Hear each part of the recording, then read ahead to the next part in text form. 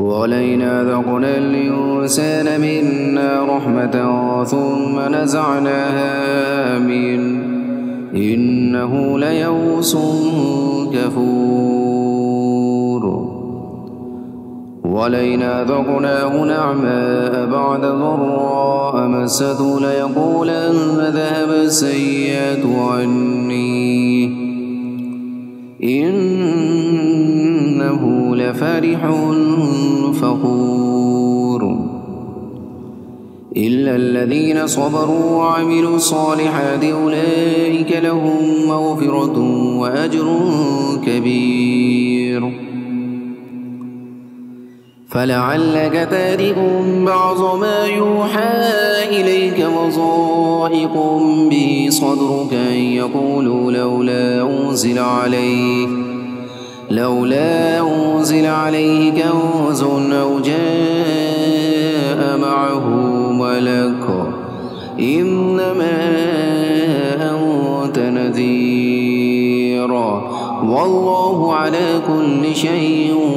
وكيل أم يقولون افتراه قل فأتوا بعشر صور مثله مفتريات وادعوا من استطعتم من دون الله إن كنتم صادقين فإن لم يستجيبوا لكم فاعلموا أنما أنزل بعلم الله وأن لا إله إلا هو فهل أنتم مسلمون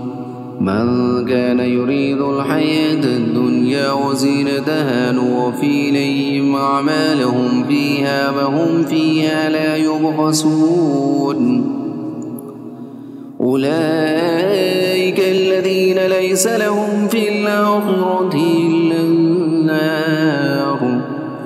وحبط ما صنعوا فيها وباطل ما كانوا يعملون أفمن كان على بينة من ربه ويتلوه شهيد منه ومن قبله كتاب موسى إماما ورحمة أولئك يؤمنون به ومن يكفر به من الأحزاب فالنار موعده فلا تك في مرية منه إنه الحق من ربك ولكن أكثر الناس لا يؤمنون ومن أظلم ممن افترى على الله كذبا أولئك يعرضون على ربهم ويقول الأشهاد هؤلاء الذين كذبوا على ربهم ألا لعنة الله على الظالمين الذين يصدون عن سبيل الله ويبغونها عوجا وهم بالآخرة هم كافرون أولئك لم يكونوا معجزين في الأرض وما كان لهم من دون الله من أولياء يضاعف لهم العذاب ما كانوا يستطيعون السمع وما كانوا يبصرون أولئك الذين خسروا أنفسهم وضل عنهم ما كانوا يفترون لا جرم أنهم في الآخرة هم الأخسرون إن الذين آمنوا وعملوا الصالحات وأخبتوا إلى ربهم أولئك أصحاب الجنة هم فيها خالدون مثل الفريقين كالأعمى والأصم والبصير والسميع